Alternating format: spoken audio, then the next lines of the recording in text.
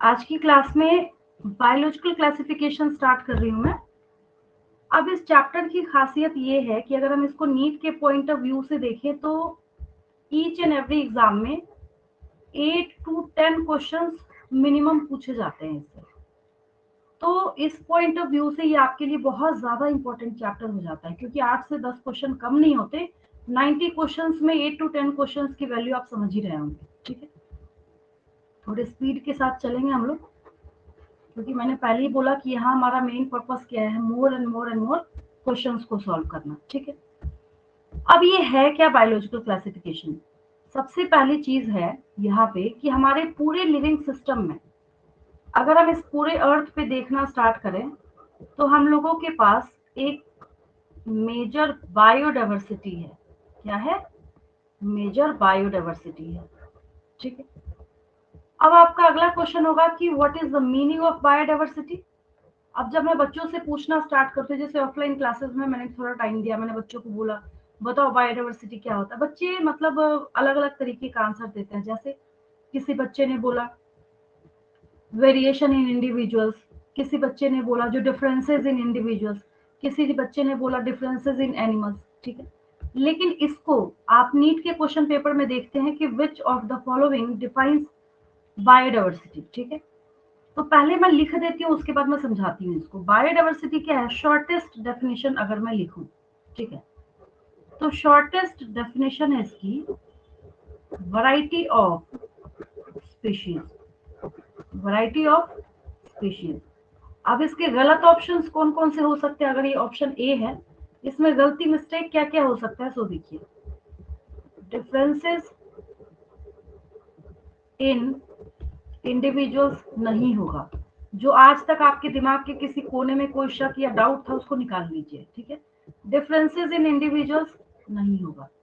अगर आपको कोई बोले differences in different organisms organisms of same locality, ये कंफ्यूज करने वाली बात है, ये भी नहीं होगा। मतलब यही, इसी पॉइंट को तो हम बना के इस तरीके से दूसरी भाषा में बोल रहे हैं ना, ये भी नहीं होगा। अगर आपसे यहाँ मैंने वैरायटी ऑफ स्पीशीज लिखा है, अगर मैं यहाँ पे कर दूं वैरायटी ऑफ पॉपुलेशन, ये भी नहीं होगा। अगर मैंने क्या लिख दिया, वैरायटी ऑफ पॉपुलेशन, ये भी नहीं होगा। क्या होगा फिर? Variety of species.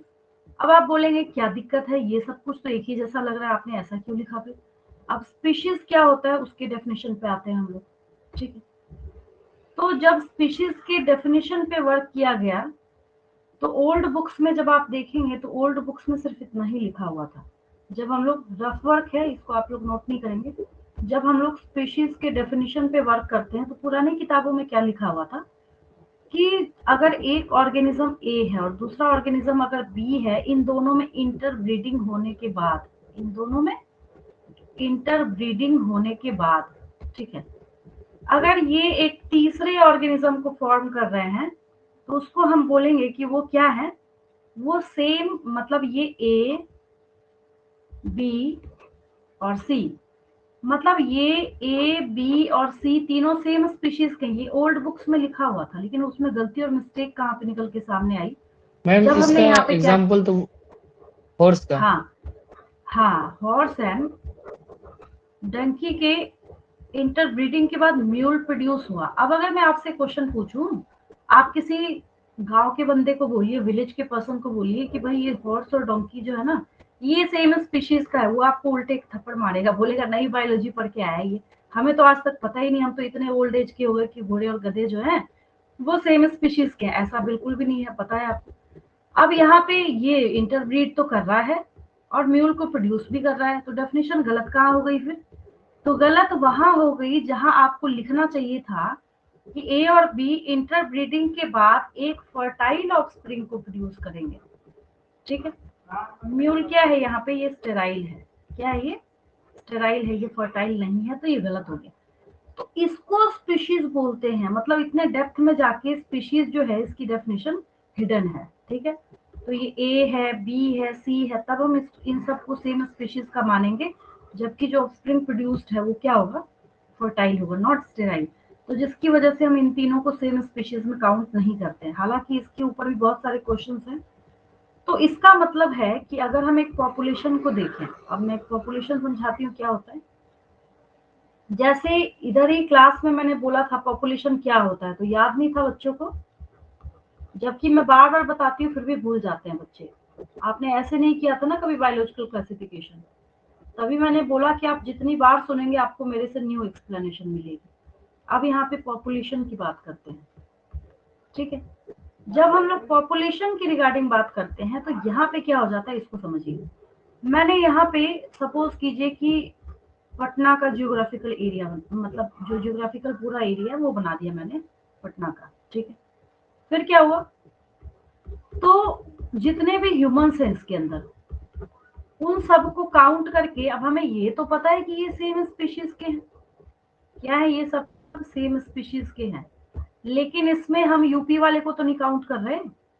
तो क्या मतलब निकला इसका, पॉपुलेशन जब हम यहाँ की काउंट कर रहे हैं तो इसका मतलब है कि इसके डेप्थ में कुछ और बात जरूर होगी। बायोडाइवर्सिटी और पॉपुलेशन अलग कैसे हो गया, तो पॉपुलेशन अलग ऐसे हो गया कि यहाँ पे individuals of the same species in a common particular and specific geographical area. आप समझ आए मैंने क्या बोला यहाँ पे। सिर्फ अब हम एक पॉपुलेशन काउंट कर रहे हैं, जैसे इंडिया में हर 10 साल पे सेंसस जनगणना जो होती है, ठीक है, क्या हम उसमें कैट डॉग सबको काउंट करते हैं? नहीं करते हम लोग सिर्फ वहां पे किसको काउंट करते हैं, हम लोग सिर्फ ह्यूमंस को काउंट करते हैं, ठीक है। तो तब जाके इससे हमने डेफिनेशन किसके रिगार्डिंग निकाला है, पॉपुलेशन के लिए, ठीक है। तो पॉपुलेशंस में हम लोग लिखेंगे all the individuals all the individuals of the all the individuals of the same species, same ये लिखना जरूरी है, of the same species in a common specific in a common specific particular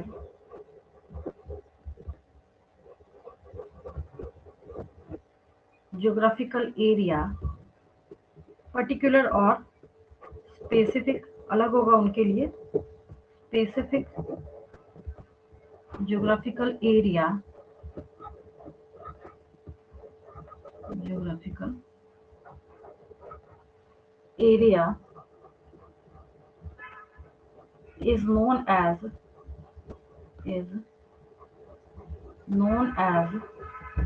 population. किसी को कोई दिक्कत नहीं समझने में, क्रिस्टल क्लियर है बिल्कुल, है ना। ये पॉपुलेशन हो गया, ठीक है। चलिए अब हम थोड़ा सा इसको टर्न करते हैं, चैप्टर पे आते हैं। ये बीच में आएगा और उस वक्त आपको परेशानी होगी, इसलिए मैंने आपको पहले ही बता दिया, ठीक है।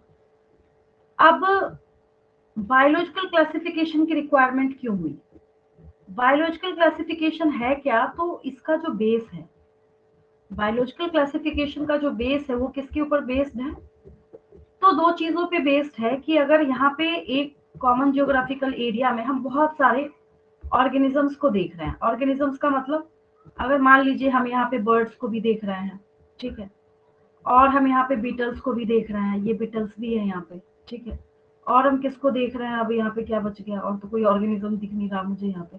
सपोज कीजिए हम लोग यहाँ पे ट्रीज को भी देख रहे हैं, सबको देख रहे हैं, सबको हमने काउंट किया यहाँ पे, ठीक है, ये सब कुछ यहाँ पे प्रेजेंट है। तो ऐसे दिमाग लगाना है आपको और सोचना ऐसे है कि जब आप यहाँ पे इसको देख रहे हैं, तो मैंने बोला अभी अभी आपको कि ये बर्ड्स है, आप बोलेंगे हाँ दिख रहा है, इसमें क्या गलती है, बर्ड्स देखिए, ये बीटल्स है, बोलेंगे हाँ ठीक है मैडम हमें भी दिख रहा है बीटल्स है ये, और ये ट्रीज है यहाँ पे, ठीक है। तो आप तो ऐसे बोल रहे हैं ना क्योंकि आपको पता है कि दीज ऑल आर डिफरेंट, लेकिन ये भी पता है कि इसको अगर हम कैटेगराइज करना स्टार्ट करें तो इसको हम एक कैटेगरी में डालेंगे, इसको हम डालेंगे कैटेगरी ए में, इसको हम डालेंगे कैटेगरी बी में, और इसको हम डालेंगे कैटेगरी सी में, ठीक। इसका मतलब हुआ कि biological classification is completely based upon the differences and similarity among the individuals. मतलब कि अगर ये बर्ड बीटल से अलग करके हमने इसको प्लेस करके रखा हुआ है तो इसके और इसके बीच में जो डिफरेंस है, जो विभिन्नता है, उसको हमने काउंट करा है यहाँ पे। और इन सारी ट्रीज को अगर हम एक कैटेगरी में बिठा के रख रहे हैं, इसका मतलब है हम इनके बीच की सिमिलैरिटीज को देख रहे हैं यहाँ पे कि इसके बीच में कौन कौन से गुण और फीचर ऐसे हैं जो मिलते हैं, जिसकी वजह से हमने इनको एक जगह इकट्ठा करके रखा हुआ है। ठीक है, तो ये अब इसके ऊपर भी क्वेश्चन पूछा जाता है कि बायोलॉजिकल क्लासिफिकेशन का बेस क्या है, या बायोलॉजिकल क्लासिफिकेशन जो है वो डिपेंड किसके ऊपर करता है। ठीक है, इसको लिखते हैं हम लोग, थोड़ा थोड़ा ही लिखूंगी, ज्यादा नहीं लिखूंगी मैं। ऑलरेडी नोट्स वगैरह है पड़ा हुआ मेरे पास, बट मैंने प्रेफर किया कि आपको अगर अच्छे से समझाना है तो मैं साथ के साथ आपको बताती चलूंगी। Biological classification, biological classification is based on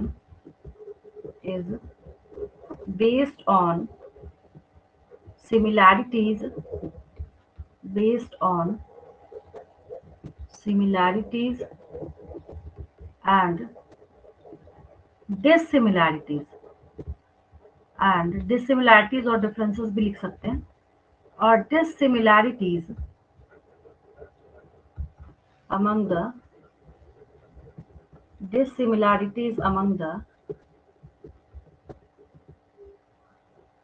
organisms। दोनों ही मैंने आपको एग्जांपल दे के बताया, इन दोनों के ऊपर।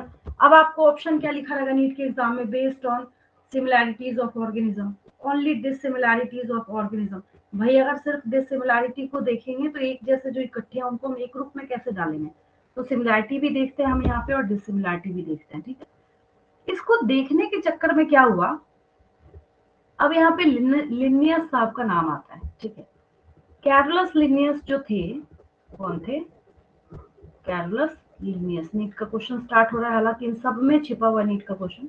मैं आपको जब बताना और कराना स्टार्ट करूंगी आपको समझ आ जाएगी मेरी बात। ठीक है, कैरोलस लिनियस जो थे, अब आ रहा है इनका नाम। इन्होंने बहुत अच्छा काम किया, जो आज हम लोगों को इनका काम अच्छा नहीं लग रहा। वो कहते हैं ना, पहले किसी ने साइकिल बनाई थी तभी तो आज बाइक बना है ना, भले आप बुलेट से घूमिए।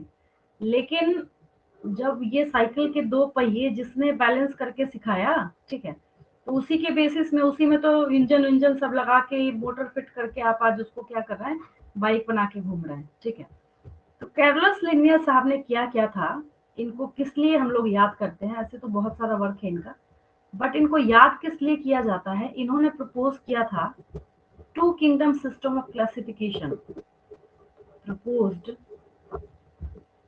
To kingdom system of classification, two kingdom system of classification, two kingdom system of classification। something is better than nothing। जैसे कई लोग आज की डेट में बोलते हैं कुछ आता तो था नहीं इनको, पता नहीं क्यों दो कैटेगरी बना के बैठ गए थे। तो हालांकि जो इन्होंने कैटेगराइजेशन किया था उसको डाला भी नहीं जाता है, नेचुरल क्लासिफिकेशन सिस्टम के अंदर हम उनको डालते भी नहीं है, क्योंकि रीजन क्या है कि इनको दो ही चीजें नजर आई, जो इन्होंने two kingdom system of classification दिया उसमें इनको दो ही किंगडम नजर आए। कौन कौन से, एक प्लांटी और दूसरा एनिमेलिया। बस यही दिखा इनको, इसके सिवा कुछ नहीं दिखा इनको, प्लांटी एंड एनिमेलिया। ठीक है, एक अगला क्वेश्चन ये है कि अगर हम इस बायोलॉजिकल क्लासिफिकेशन में भी two kingdom system of classification की पढ़ाई करना स्टार्ट करें, तो इस two kingdom system of classification में ये करने का इनका मेन पर्पस क्या था, या फिर किसके बेसिस पर ये कर रहे थे, क्यों कर रहे थे, कैसे किया इन्होंने। ठीक, तो इन्होंने कैसे किया, सिर्फ दो क्राइटेरिया यूज किया इन्होंने क्या किया, ओनली टू क्राइटेरिया यूज किया। कौन कौन से, सो देखिए, आपको हालांकि पता है क्राइटेरिया जो इन्होंने यूज किया, कैरोलस लिनियस ने, वो दो ही क्राइटेरिया इन्होंने यूज किया था। पहला क्या देखा इन्होंने, mode of nutrition, mode of nutrition. ठीक है, और दूसरा क्राइटेरिया जो किया इन्होंने, that is second criteria is mobility या लोकोमोशन।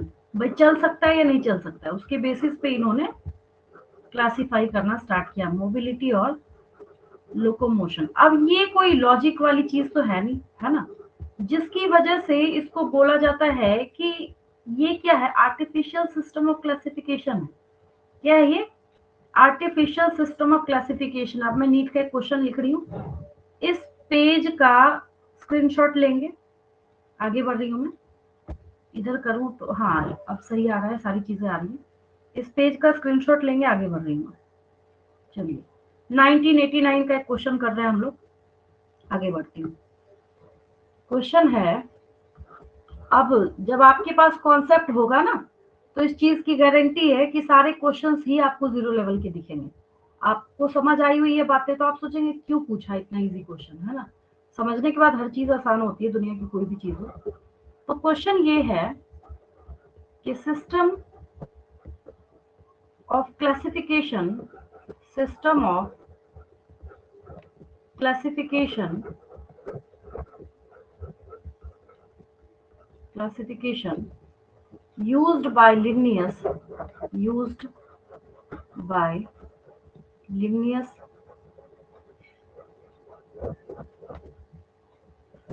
was, यहाँ पे मैं ईयर मेंशन कर देती हूँ, 1989। काफी पुराने टाइम का है, बट ये क्वेश्चंस अपने आप को रिपीट भी करते हैं। ऑप्शंस है आपके पास, पता है आपको आंसर, चारों ऑप्शंस मेंशन कर लेते हैं हम लोग। नेचुरल सिस्टम, ऐसा तो बिल्कुल भी नहीं था, क्योंकि और कुछ देखा ही नहीं इन्होंने, बहुत ज्यादा खिचड़ी बना के रखा हुआ था इन्होंने, तो नेचुरल सिस्टम भी नहीं होगा। हाँ, ऑप्शन क्या आया, बचा क्या, आर्टिफिशियल सिस्टम। अब तो आपको आसानी लग रहा होगा, artificial system. Then phylogenetic system, अगर इतना अच्छा यूज ही कर लेते फाइलोजेनेटिक, तो फिर ये 5 किंगडम नहीं बना लेते। फाइलोजेनेटिक, फाइलोजेनेटिक का मतलब होता है, जिन बच्चों को नहीं पता, फाइलोजेनेटिक सिस्टम का मतलब होता है जब हम एंसेस्ट्रल हिस्ट्री को या इवोल्यूशनरी रिलेशनशिप को देख के क्लासिफाई करना स्टार्ट करते हैं। बहुत बार आएगा, अभी आपको घबराने की जरूरत नहीं है, उसको हम लोग बोलते हैं फाइलोजेनेटिक सिस्टम। ठीक है, असेक्सुअल सिस्टम, ये तो बिल्कुल ही वाहियात ऑप्शन है, asexual system. So the right answer is, पता है आपको, राइट आंसर हो जाएगा बिल्कुल बच्चों की तरह ही। हाँ, दो ही इन्होंने क्राइटेरिया यूज किया था, तो ये हो जाएगा artificial system, artificial system, artificial system. ठीक है, तो अभी जो आप टॉपिक कर रहे थे, अचानक से उसी से एक क्वेश्चन निकला, तो कर लिया हम लोगों ने उसको। ठीक है, अब ये जो है, अभी अभी मैंने आपको एक बात बोली, है ना, फाइलोजेनेटिक सिस्टम के बारे में मैंने एक बात बोला, अगर क्वेश्चन से क्वेश्चन निकलेगा नीट के एग्जाम का, मैंने आपको पहले ही बोला है कि मेरा मेन टारगेट है आपको हर हाल में बायो के 90 क्वेश्चंस सेलेक्ट करा के देना, मतलब आप उसको कर सकें बिल्कुल कंफर्मेशन के साथ, विदाउट नेगेटिव मार्किंग। ठीक है, एक और क्वेश्चन हम लोगों के पास निकल रहा है, ठीक है, 1994 का, उसको करते हैं हम लोग। ठीक है, फाइलोजेनेटिक सिस्टम से है। इस क्वेश्चन में मुझे नहीं लगता किसी बच्चे को कोई दिक्कत होगी, स्क्रीनशॉट लेंगे इस पेज का। अगर आपको अभी लग रहा है कि हम नहीं नोट करना चाहते, बाद में कर लेंगे। चलिए आगे बढ़ रही हूँ, नेक्स्ट क्वेश्चन। फर्क जिन बच्चों ने पहले किया हुआ है बायोलॉजिकल क्लासिफिकेशन, उनको समझ आ रहा होगा कि नहीं, अभी की जो क्लास है वो टोटली डिफरेंट है ना, क्योंकि ये टारगेट बैच है। और इसमें क्या है, क्वेश्चंस ज्यादा आप करेंगे तो आपकी फिनिशिंग ज्यादा होगी, ये तो हर किसी को पता है। चलिए अगला क्वेश्चन है, phylogenetic, phylogenetic, phylogenetic classification, phylogenetic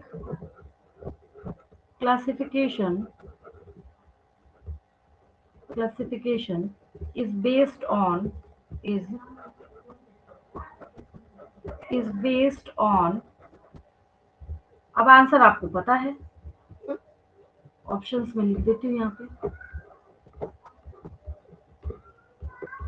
ये देखिए ऑप्शंस है यहाँ पे आपको दिए गए हैं। सिंथेटिक सिस्टम कुछ भी लिख देते हैं, कुछ भी ऑप्शन बना देते हैं, फिर कोई बात नहीं। जिसको कुछ आता ही नहीं है उसके लिए तो क्या है, राम रहीम सब बराबर है।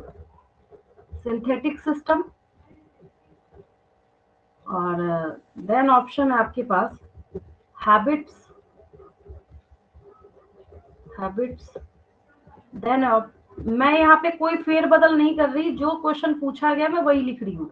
कल को आप ढूंढिएगा, आप बोले नहीं ये क्वेश्चन तो है ही नहीं, बिल्कुल जो पूछा गया है वो कॉपीराइटेड। आप दुनिया का कोई सा भी सैंपल पेपर किसी भी ब्रांड का खरीदेंगे, मतलब पब्लिकेशन का, क्वेश्चन तो नहीं बदल सकता ना कोई। तो यहाँ पे ओवरऑल सिमिलैरिटीज, अब देखिए सर सिमिलैरिटी लिख रहा है, गलती कर रहा है ना, ओवरऑल सिमिलैरिटीज। और यहाँ पे देखिए D option is common evolutionary, ये राइट आंसर है। कॉमन इवोल्यूशनरी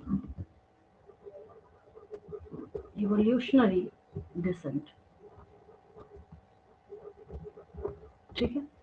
तो मैंने आपको पहले ही बोला कि एंसेस्ट्रल हिस्ट्री पे चलता है, क्या मतलब होता है। सो देखिए मैं एक छोटी सी बात बताती हूँ आपको, ईयर मेंशन कर लेते हैं हम लोग, जिस भी ईयर का है ये क्वेश्चन है 1994 का, 1994 का। आगे भी रिपीट हुआ है, आएगा दूसरे तरीके से लैंग्वेज बदल के। आंसर लिख लेती हूँ फिर मैं समझाती हूँ आपको, क्योंकि पूरे चैप्टर में यही सारी चीजें चलेंगी। Answer is D, that is common evolutionary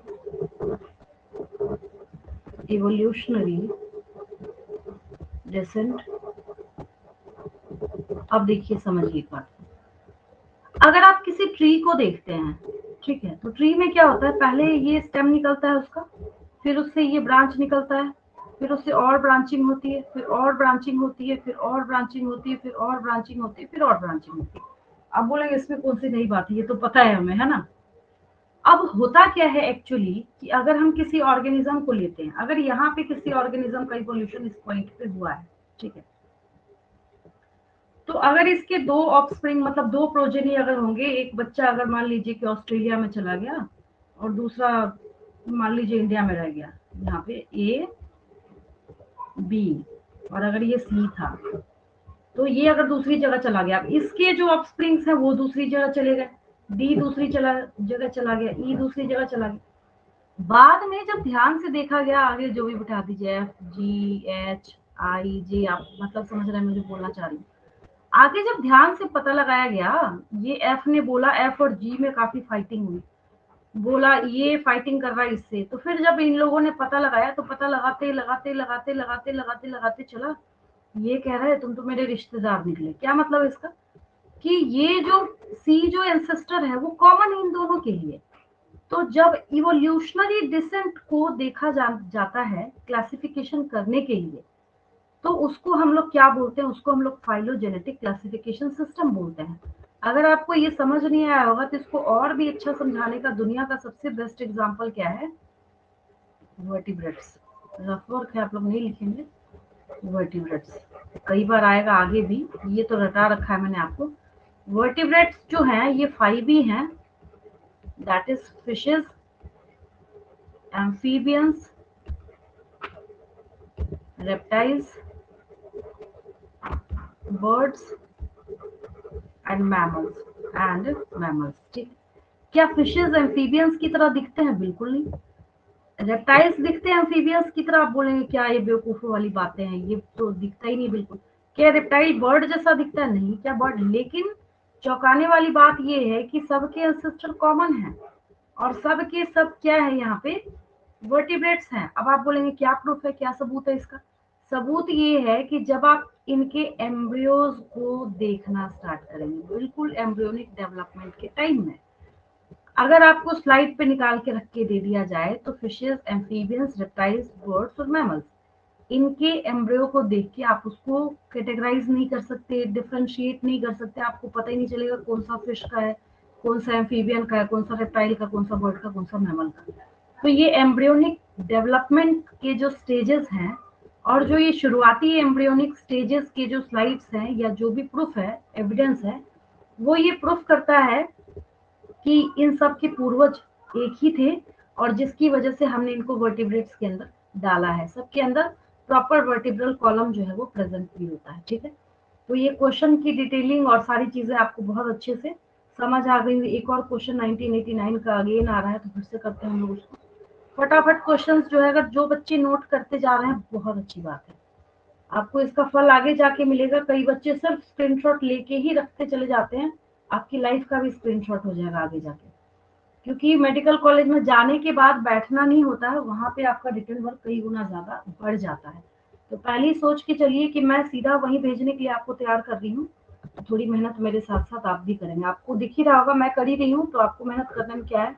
चलिए अगला क्वेश्चन, नेक्स्ट क्वेश्चन, जो कि मैंने आपको बातों ही बातों में सिखा दिया। ठीक है, नेक्स्ट क्वेश्चन क्या है।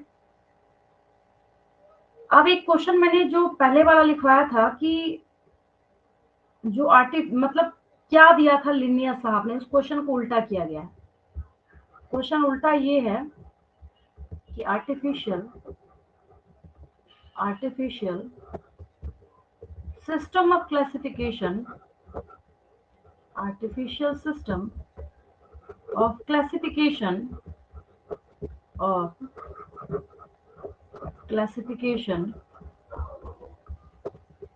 was आंसर इसका was first used by। कई बच्चे कहते हैं मैम आपने पूरा चैप्टर पहले फिनिश करा के, बहुत सारे बच्चे नसीहत भी देते हैं ना, पूरा चैप्टर पहले फिनिश करा के ना उसके बाद हमें क्वेश्चन आंसर कराइए। भाई क्वेश्चन आंसर के लिए टेस्ट सीरीज आती है, ज्वाइन कर लीजिए।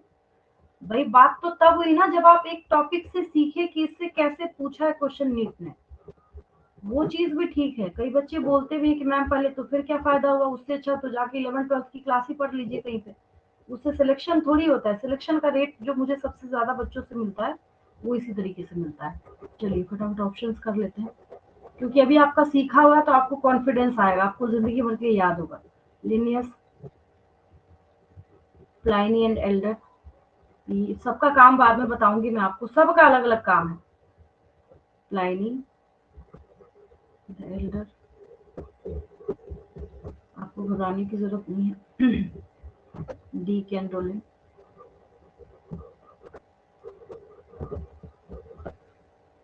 Bentham and Hooker, Bentham and Hooker. देखिए मैम थर्ड यहाँ ऑप्शन पे बोलिए ना मैम। हाँ हाँ बोलिए। थर्ड ऑप्शन फिर से बोलिए ना, लिखना है। देखिए थर्ड ऑप्शन मैंने लिखा है यहाँ पे DECANDOLLE। ठीक है, डी कैंडोले मैंने लिखा है। सबके बारे में, सबका क्या क्या अलग अलग काम था मैं आपको डिटेल में बताऊंगी। अभी क्योंकि आपने तैयार कर रखा है और आपको पता है ऑलरेडी कि लिनियस साहब जो थे इन्होंने क्या किया था, आर्टिफिशियल सिस्टम ऑफ क्लासिफिकेशन दिया था, तो इसको बस करेंगे आप लोग। अब मैं आगे बढ़ती हूँ। ठीक है, चलिए ये क्लियर हो गया होगा आपको, इस पेज का स्क्रीनशॉट लेंगे, आगे बढ़ती हूँ। तो इसमें से इतने क्वेश्चंस करे आपने, और भी बहुत है, धीरे धीरे जैसे जैसे आएगा हम लोग डिटेलिंग करते जाएंगे। अब मैं आगे बढ़ती हूँ। देखिए अब क्या है यहाँ पे, नेक्स्ट क्वेश्चन क्या राइज होता है कि जब लिनियस ने two kingdom system of classification दिया, ठीक है, तो two kingdom system of classification में तो सिर्फ इन्होंने क्या किया, सिर्फ दो ही क्राइटेरिया यूज किया इन्होंने। लेकिन जब five kingdom system of classification आया, क्या आया, five kingdom system of classification आया, five kingdom system of classification, five kingdom system of classification. ठीक, ये जब आया तो इसके अकॉर्डिंग क्या हुआ, आर.एच. विटेकर ने फाइव किंगडम्स बनाए। जब five kingdom system of classification का नाम जब कभी भी आएगा तो इसके साथ हमेशा आर.एच. विटेकर का नाम लिया जाता है, आर.एच. Whittaker, RH. विटेकर, ठीक है। इन्होंने 1969 में, बहुत बाद का टाइम है ये, है ना, 5 किंगडम सिस्टम ऑफ क्लासिफिकेशन दिया था। इसके अकॉर्डिंग इन्होंने जो 5 किंगडम्स बनाए थे, द 5 किंगडम्स आर, सबको पता है, बच्चे बच्चे को पता है, बस मैं रिवाइज करा देती हूँ आपको। मोनेरा, प्रतिष्ठा, मोनेरा, प्रतिष्ठा,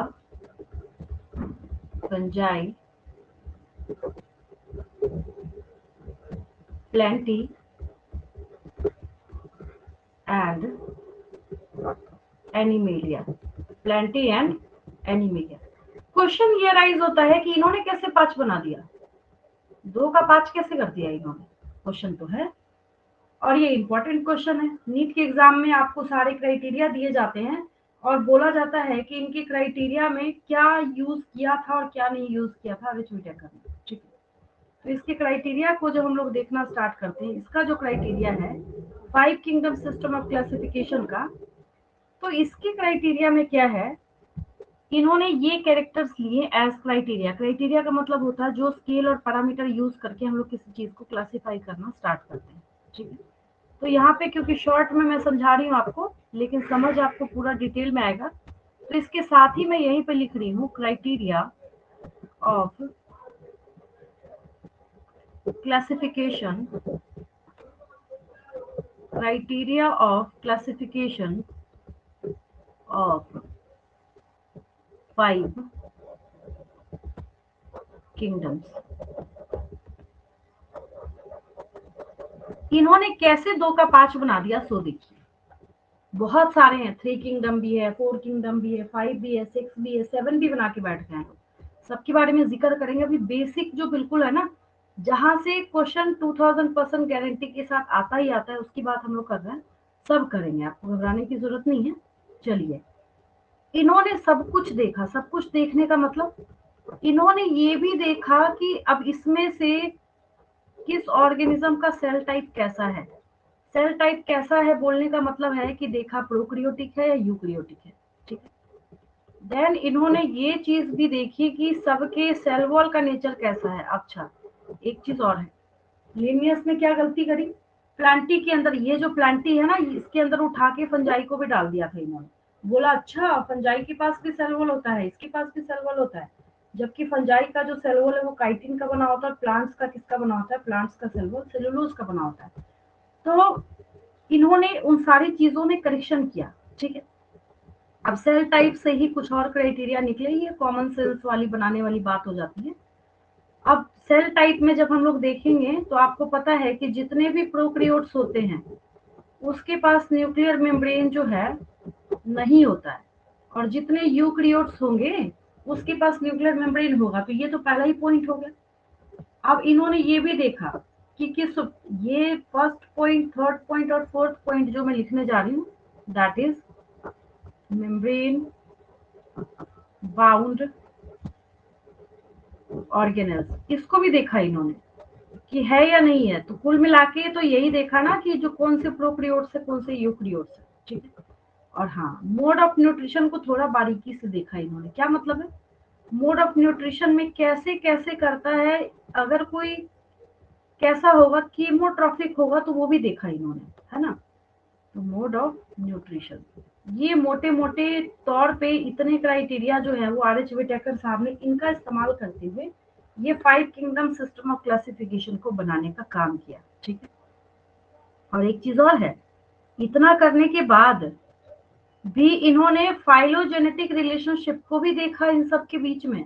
इतना ही नहीं है, इतना करने के बाद भी इन्होंने ऐसा नहीं कि हवा में छोड़ दिया और बोला नहीं नहीं बस मोटे तौर पे हमने ऐसे देख लिया। इतना करने के बावजूद भी इन्होंने और इसको ध्यान से देखा, और इन्होंने फाइलोजेनेटिक रिलेशनशिप को भी जगह दी इसके अंदर। बार बार आ रहा है ना फाइलोजेनेटिक रिलेशनशिप, फाइलोजेनेटिक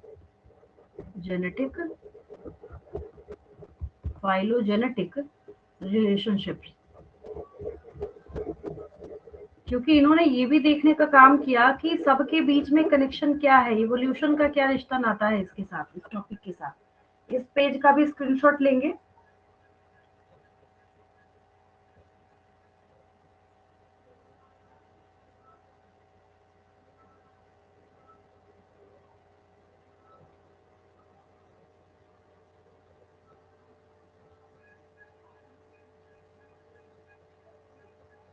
अब देखिए,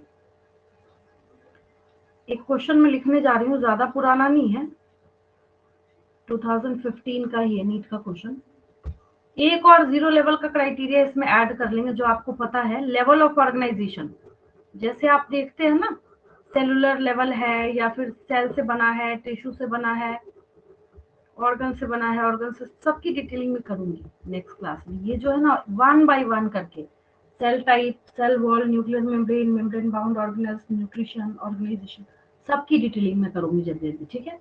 अभी हम लोग इसके रिगार्डिंग क्वेश्चन देखते हैं। देखिए, क्वेश्चन मैं लिखती हूँ, बट क्वेश्चन को थोड़ा तोड़ मरोड़ के लिखा गया। जो मैंने लिखा यहाँ पे ना, अब आपको इसका इंपॉर्टेंस पता चलेगा। जो मैंने यहाँ पे लिखा था, इसमें से क्वेश्चन निकलेगा।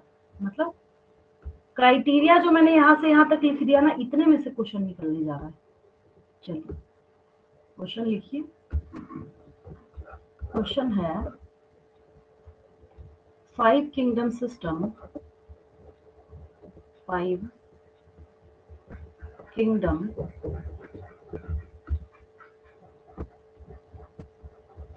System of 5 kingdom system of classification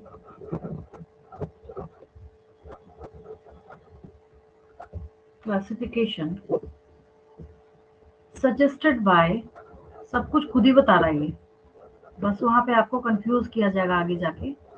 suggested by R.H. Whittaker, R.H. Whittaker,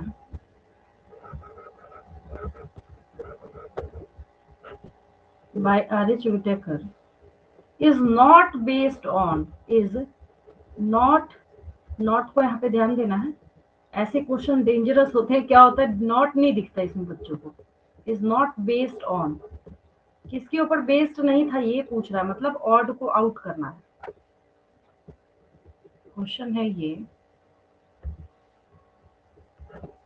2014 का। ऑप्शंस हैं यहाँ पे, थोड़ा लेंदी है तो जल्दी जल्दी लिखती हूँ मैं। प्रेजेंस और absence of a well-defined nucleus, well-defined nucleus। ये तो था, अभी देखा आपने ना, न्यूक्लियस को तो देख ही रहे हैं। ये नॉट पूछ रहा है कौन नहीं था। मोड ऑफ रिप्रोडक्शन, थोड़ा हैंग कर रहा है ये, 1 मिनट आगे। मोड ऑफ रिप्रोडक्शन,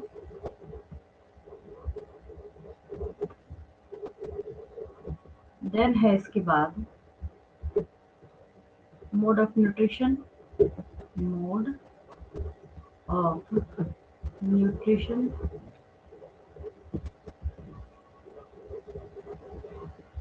और देन है आपके पास last option is complexity of body organisation. क्या होगा आंसर? बी। हाँ ठीक है, वेरी गुड। क्योंकि अब जो मैंने वहां पे एक छोटा सा क्राइटेरिया बताया, उससे क्वेश्चन बनाया जा रहा है। बॉडी ऑर्गेनाइजेशन की कॉम्प्लेक्सिटी को भी देखा इन्होंने, रिप्रोडक्शन को बहुत तवज्जो नहीं दी। रीजन ये है कि सेक्सुअल रिप्रोडक्शन अगर आएगा तो सेक्सुअल असेक्सुअल दो मोड के ही रिप्रोडक्शन होते हैं पूरी दुनिया में, पूरे बायोस्फीयर में। वो तो ऑलमोस्ट सब में पाया ही जाता है, थोड़े मोड़े वेरिएशंस के साथ। तो यहाँ पे ऑड कौन सा हो गया, मोड ऑफ रिप्रोडक्शन। जबकि बच्चे सोचते हैं अच्छा रिप्रोडक्शन तो बहुत जरूरी है, ये तो हो ही नहीं सकता, तो जल्दबाजी में कुछ और टिक करके आ जाते हैं। कॉम्प्लेक्सिटी ऑफ बॉडी, तो थोड़ा सा ध्यान देना होता है, नेगेटिव मार्किंग से बचना होता है। अगर मैं ऑनेस्टली बताऊं, नीट के एग्जाम का क्या मतलब है, आपको नेगेटिव मार्किंग से बचना है। तो आपको नेगेटिव मार्किंग बिल्कुल भी टच नहीं करना। वैसे किसी क्वेश्चन को राइट आंसर हो जाएगा, बिल्कुल कंफर्म्ड है आप, तभी आपको करना है, नहीं तो नहीं करना है।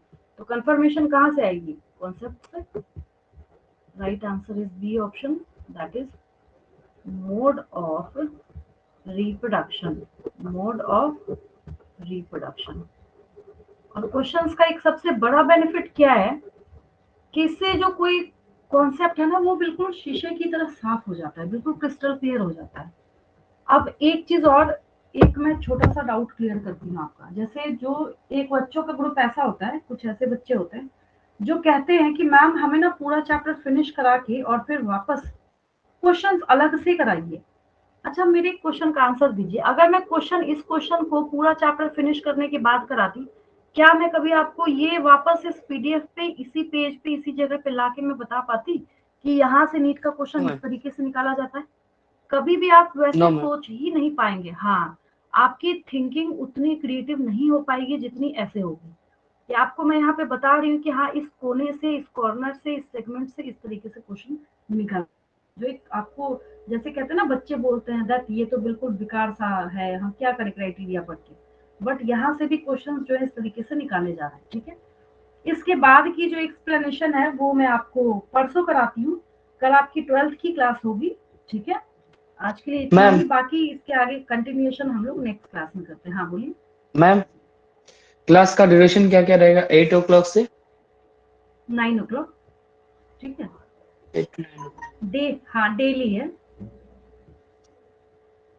संडे टेस्ट बात कर लूंगी।